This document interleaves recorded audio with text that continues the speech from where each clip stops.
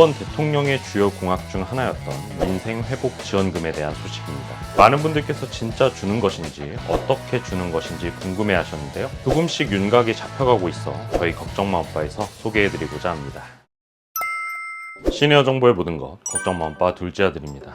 물가는 오르고 살림살이는 팍팍해지는 요즘, 정말 가뭄에 단비 같은 소식이 하나 있어 걱정마음바에서 긴급하게 소식 가져왔는데요. 이번 대통령의 주요 공약 중 하나였던 민생회복지원금에 대한 소식입니다. 많은 분들께서 진짜 주는 것인지 어떻게 주는 것인지 궁금해 하셨는데요. 조금씩 윤곽이 잡혀가고 있어 저희 걱정마음바에서 소개해드리고자 합니다. 도대체 어떤 내용인지 바로 말씀드릴 테니까요. 시작 전에 구독, 좋아요만 꼭 부탁드리겠습니다. 피가 되고 살이 되는 걱정마음바 지금 시작합니다.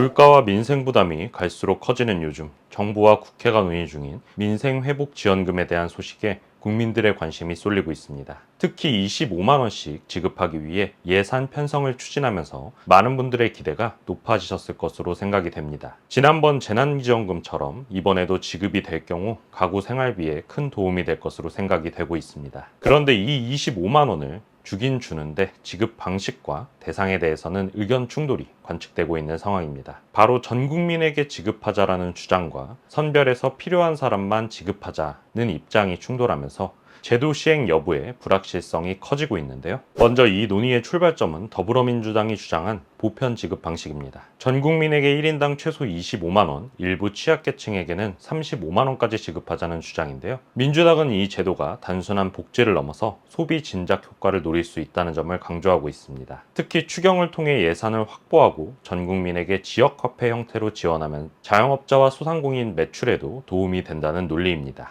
하지만 정부는 아직 지원 방식에 대해 확정적으로 발표한 적이 없습니다. 대신 재정 여력과 효율적인 재원 활용을 이유로 선별 지급 방식을 검토 중이라는 기류가 포착되고 있습니다. 실제로 현 정부의 핵심 인사들은 과거에도 선별 지원의 실효성을 강조해왔던 경제 관료 출신들입니다. 김용범 정책실장은 기재부 1차관 시절 재난지원금은 한정된 자원을 고려해 맞춤형 지원이 바람직하다고 밝혔던 인물입니다. 유덕현 재정기획 보좌관 역시 지금은 선별에 집중적으로 돕는 방식이 더 필요하다고 언급한 바 있습니다. 이처럼 당정의 입장이 엇갈리는 가운데 민주당 내부에서도 실용적 접근을 고민하는 분위기가 감지되고 있습니다. 진성준 민주당 정책위의장은 이렇게 얘기했는데요. 어려우면 일정 범위 안에서 선별 지원도 가능하다고 언급하면서도 보편 지급이 가장 바람직하다는 입장을 고수하고 있습니다. 다만 국회 원내대표 선거에 나선 김병기, 서영교 의원 모두 보편 지급을 당론처럼 강조하고 있는데요. 특히 서영교 의원은 선별적 지원금이 아니라 전국민 지원금을 이재명 정부에 요구하겠다고 밝혔습니다. 이러한 흐름은 지난해 있었던 논의에서도 확인됩니다.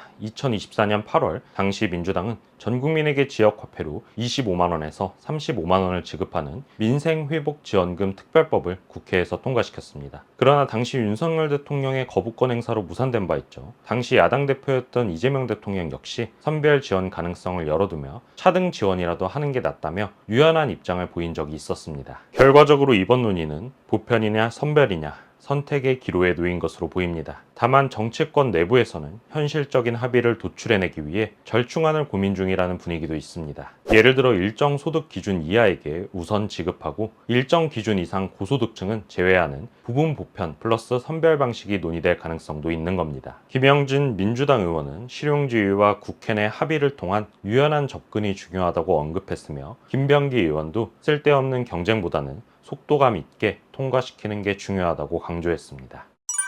이처럼 현재 민생회복지원금 제도는 그 내용이나 방식, 시행 시기가 아직 명확히 결정된 건 아닙니다. 다만 전 국민적 관심 속에서 여야가 어떤 방식으로든 합의점을 찾아 지급으로 이어질 가능성은 높아 보입니다. 가장 유력한 시점은 7월 임시국회 혹은 8월 정기국회에서의 추경안 처리 시점이 될 가능성이 큽니다. 이렇게 되면 늦어도 8월 안에는 얼마나 어떻게 지급이 될지 윤곽이 드러나지 않을까 싶습니다. 앞으로도 관련 논의가 진전되는 대로 가장 빠르고 정확하게 전달드리도록 할 테니까요. 저희 채널 구독, 좋아요, 알림 설정 해두시고 소식을 기다려주시면 좋겠습니다. 감사합니다.